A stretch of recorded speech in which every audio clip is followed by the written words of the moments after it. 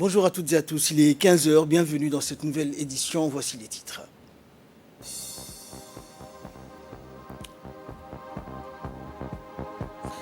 Remise de kits aux enfants hospitalisés à l'hôpital Cheikh de Balbala, un événement qui a été co-organisé par le ministère de la Femme et de la Famille et le ministère de la Santé. Et COP27, blocage sur le financement des pertes et dommages réclamés par les pays du Sud. Voilà pour les titres, bonjour à tous.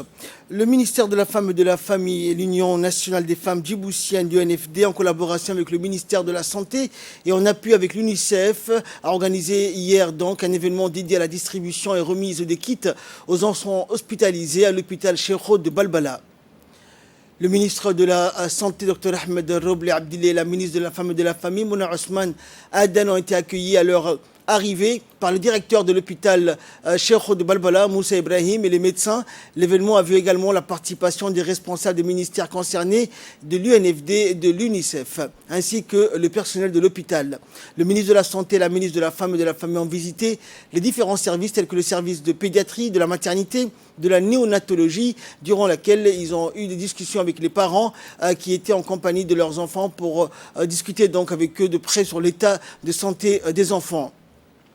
Après les discussions que les deux ministres ont eues donc avec les parents et le personnel de l'hôpital, ils ont procédé à la distribution des kits aux nouveau-nés, des matériels pour les enfants se trouvant dans le service de la pédiatrie qui ont été remises à leurs parents. Cette occasion s'inscrit dans le cadre de la célébration de la Semaine nationale de l'enfant et de tels événements se poursuivront donc au niveau des régions de l'intérieur. Ainsi, l'organisation d'un tel événement reflète l'intérêt que les ministères responsables et partenaires attachent afin de préserver la santé des enfants et soutenir les parents.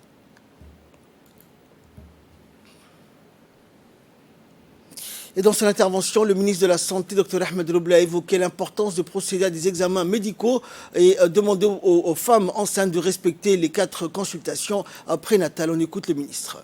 Nous sommes ce matin à l'hôpital Cheikh, hôpital de Balbala. Le ministère de la Femme et de la Famille, avec à sa tête la ministre, ma sœur Mouna Ousmane, toute son équipe est venue nous visiter ce matin à l'hôpital Cheikh.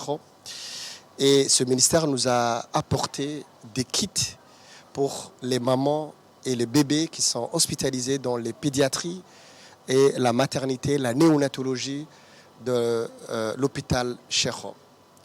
C'est une occasion, encore une fois, de remercier l'engagement des hommes et des femmes, des médecins, des paramédicaux, des personnels de soutien qui travaillent dans cet hôpital jour et nuit pour assister leurs sœurs, leurs frères qui sont hospitalisés dans cet hôpital.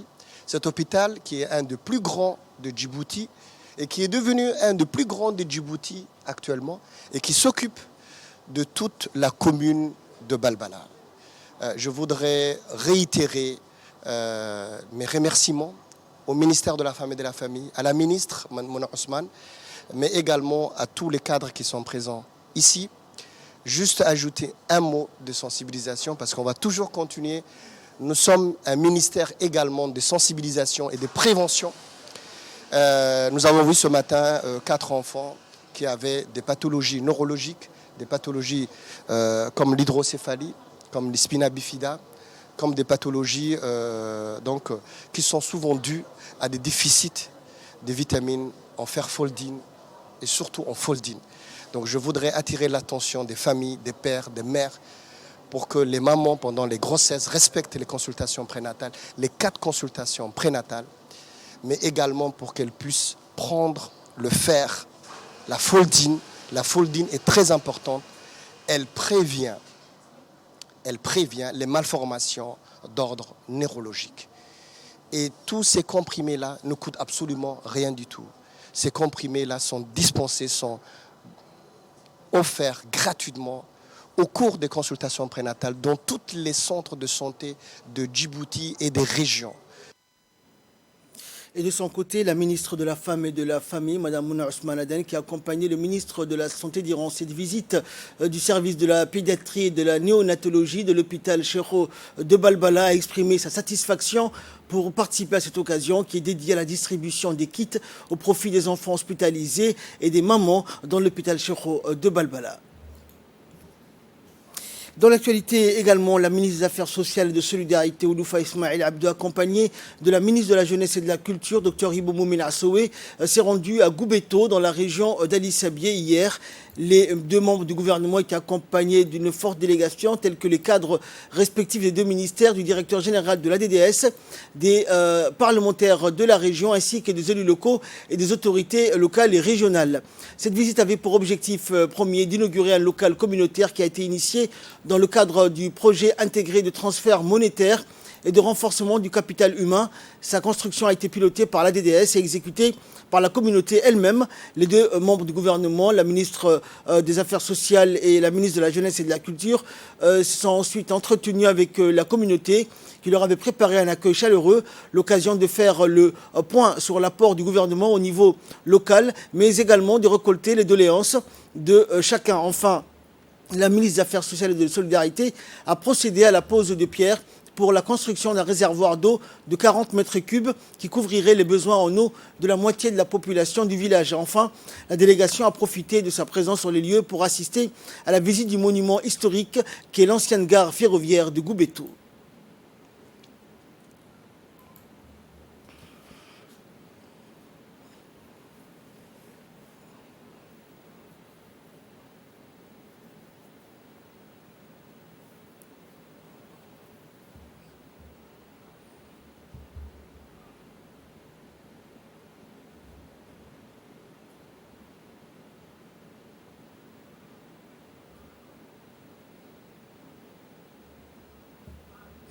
Et dans son intervention lors de la réunion avec la population de la localité de Goubeto, la ministre de la Jeunesse et de la Culture, Dr Hibo Moumin Assowe, a souligné l'importance que le gouvernement a attachée à la satisfaction des besoins de la population sur l'ensemble du territoire national et dans les régions de l'intérieur en particulier. La ministre a profité de l'occasion qui lui a été offerte pour saluer la propreté et le climat modéré de la localité de Goubeto et dans la région d'Ali Sabié, ajoutant qu'il ne faisait aucun doute que les habitants de Goubeto appréciaient la santé, le bien-être et la paix. La ministre donc a exhorté la population à soumettre leurs besoins au gouvernement, soulignant la détermination de l'État à travailler pour répondre aux besoins de la région. Elle a également exhorté les parents à guider les jeunes et à accompagner leurs activités et programmes, promettant de créer une atmosphère favorable pour ce segment important de la société. En conclusion, Dr Hibo Moumin Assowe a transmis les salutations du gouvernement à la population, se déclarant prêt à renforcer le système de décentralisation au niveau des régions de l'intérieur. Et pour sa part, la ministre des Affaires sociales et de Solidarité, Ouloufa Ismail Abdou, s'est exprimée sur les objectifs de cette visite dans la localité de Goubeto. Notre visite actuelle, a-t-elle indiqué, a pour but d'examiner de plus près les projets de développement mis en œuvre, puis d'écouter l'exigence de la population et ses besoins.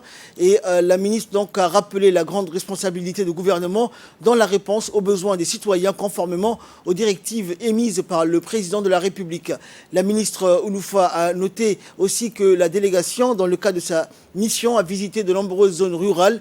L'inauguration de ce siège dédié aux rencontres des femmes et des dignitaires s'inscrivait dans le cadre de la réponse du gouvernement aux demandes de la population et a été réalisée par l'Agence djiboutienne de développement social, la DDS, dans le cadre du projet Pitch, a affirmé la ministre. En conclusion, elle a exhorté les citoyens à porter l'attention nécessaire à cette installation vitale pour la société.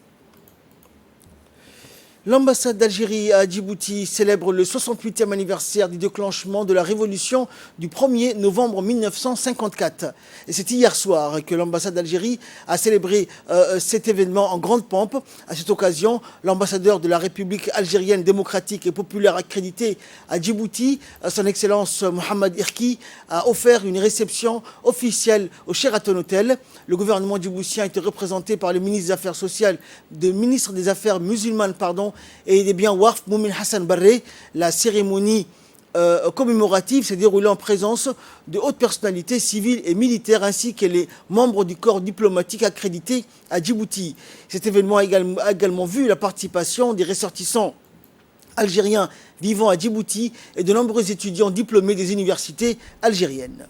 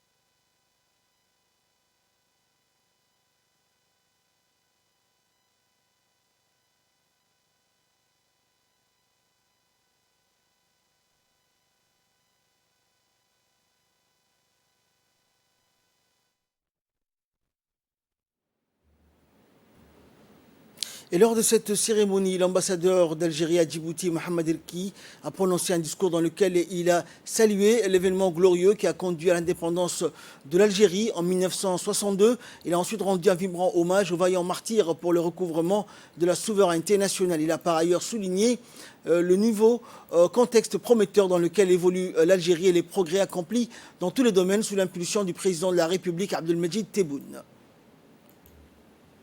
Et de son côté, le ministre des Affaires musulmanes et des biens Warf, Moumin Hassan Barre, s'est dit heureux de prendre part à cette réception marquant un événement historique qui a inspiré respect et fierté au peuple frère algérien. Il a également souligné l'excellence des relations de fraternité et de coopération entre les deux pays. Il a rappelé en particulier la récente visite du président de la République, Ismaël Omar Guelleh, à Alger, à l'invitation du président Tebboune pour participer aux travaux du 31e sommet de la Ligue arabe. Dans l'actualité toujours, l'Agence nationale des personnes handicapées, l'ANPH, continue d'enchaîner les activités de célébration de la 4e édition de la Semaine nationale des personnes handicapées. En effet, au lendemain du coup d'envoi des activités de la semaine, l'ANPH a organisé hier, en collaboration avec le ministère de l'Agriculture et l'Association des frères handicapés du quartier Nassib, une journée de plantation d'arbres sur les principales artères de ce quartier tentaculaire de la commune de Balbala. Présidé par le directeur général de l'ANPH, Ali Saïd. L'activité de la journée a débuté par la rencontre avec les représentants de la société civile et la participation des officiers de la force militaire italienne stationnée à Djibouti, un des partenaires clés de l'ANPH. En amont, les plantations, la séquence de rencontres avec la population qui a eu lieu dans l'enceinte du CDC a été l'occasion pour les officiels de faire une large présentation sur l'importance du programme dont l'objectif est de sensibiliser les personnes handicapées et l'ensemble de la population sur la protection de l'environnement en favorisant la plantation de nouveaux arbres. Au terme de cette première séquence de la journée, marquée par le lancement officiel de l'opération de plantation, l'Assemblée quittait donc le CDC pour se rendre au premier site aménagé pour apposter les tiges feuillées des jeunes arbres. L'opération qui s'est déroulée dans les meilleures conditions a également démontré l'adhésion de la population au programme de la 4e édition de la Semaine nationale du handicap.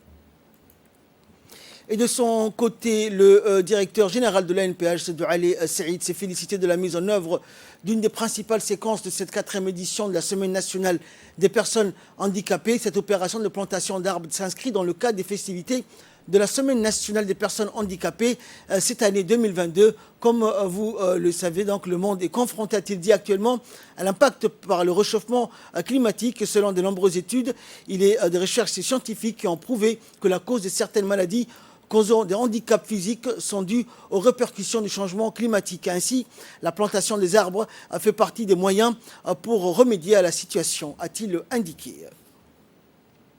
Il est l'heure à présent de retrouver l'appel à la prière d'Al-Asr. Restez avec nous, la suite du journal, c'est dans quelques instants. C'était donc l'appel à la prière d'Al-Asr. Nous retrouvons la suite de notre journal. Dans le cadre de la lutte contre le paludisme en République de Djibouti, le ministère de la Santé, par le biais de la direction des programmes de santé prioritaires, a donné le coup d'envoi d'une vaste campagne de pulvérisation intradomiciliaire qui sera menée dans les quartiers populaires, en particulier dans ceux qualifiés à haut risque palustre.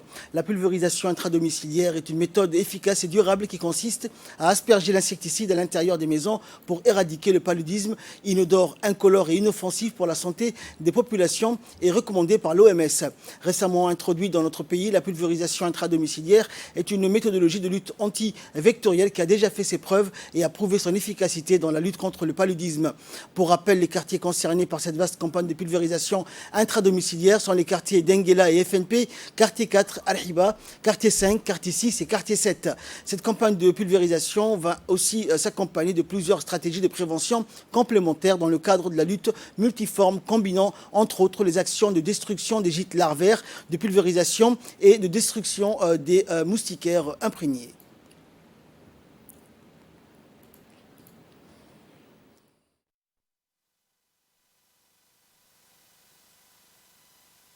Dans le cadre de la lutte contre le paludisme, le ministère de la Santé organise aux 4e année consécutive la campagne de pulvérisation intradomiciliaire dans 5 quartiers de la commune de Boulhouse. Ces quartiers qui ont un haut risque palustre d'après les données épidémiologiques des différents structures sanitaires. Cette technique est efficace et a déjà fait son preuve dans différents pays d'Afrique et également consiste à asperger de l'insecticide à l'intérieur des habitations. Nous sollicitons ou nous demandons une forte implication des leaders communautaires, de la communauté afin de faciliter le travail des équipes qui interviennent au terrain. Le ministère de l'Environnement et du Développement durable, en collaboration avec la préfecture et le conseil régional de la ville de Tadjoura, a organisé donc hier une réunion de concertation et de sensibilisation sur la protection de la nature. Outre le préfet adjoint Habib Djilani, le vice-président du conseil régional et le sous-directeur de l'écologie et de la protection de la nature, cette réunion a vu la participation des officiers des corps constitués de cette région et de la société civile. L'objectif de cette réunion était de présenter aux participants la faune et la flore de Djibouti et de la région de Tadjoura, mais aussi et surtout de présenter les menaces sur la biodiversité. Aussi, il a été présenté aux participants la législation nationale en matière de biodiversité en vigueur à Djibouti. En effet, conformément au décret portant protection de la biodiversité, la chasse, la capture et le commerce de toutes les espèces d'animaux sauvages, de leurs dépouilles, peaux et trophées sont interdits sur l'ensemble du territoire de la République de Djibouti. Malgré sa superficie réduite, Djibouti possède une très grande diversité biologique, tant marine que terrestre, repartie sur l'ensemble du territoire et qu'il faut protéger. Et dans les discussions et débats de cette réunion, il a été discuté sur certaines espèces en captivité, mais aussi sur le phénomène croissant du charbon de bois. Enfin, à la fin de la séance, les participants ont encouragé le ministère de l'Environnement de mener d'autres actions de sensibilisation, surtout pour des zones rurales et reculées du pays, afin de discuter avec les populations et leur montrer l'importance de la biodiversité. Ils ont aussi encouragé les autorités de la région de Tadjoura de lutter contre le braconnage des espèces sauvages.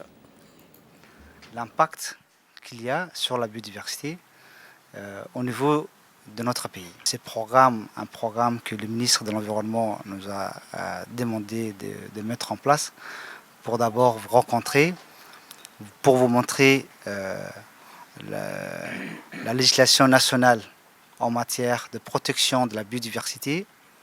Nous avons une richesse en matière d'espèces sauvages, en matière de couverture végétale. Elle est menacée d'abord par l'impact du changement climatique et puis l'impact de l'homme. Ici à Tadjoura, vous avez la chance d'avoir une préfecture qui est soucieuse de ces problématiques. Des cas de braconnage ont été déjà traités.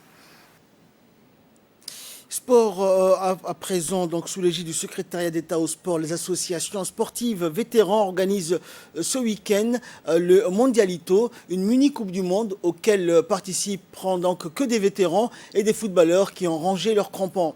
C'était dans ce contexte que le stade Goulet a abrité la cérémonie de tirage au sort suivie de remise au maillot donc aux différents capitaines en présence de plusieurs personnalités du monde footballistique djiboutien.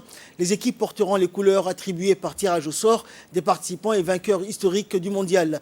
Les rencontres du premier groupe se joueront donc ce soir au complexe sportif Roi Fahd.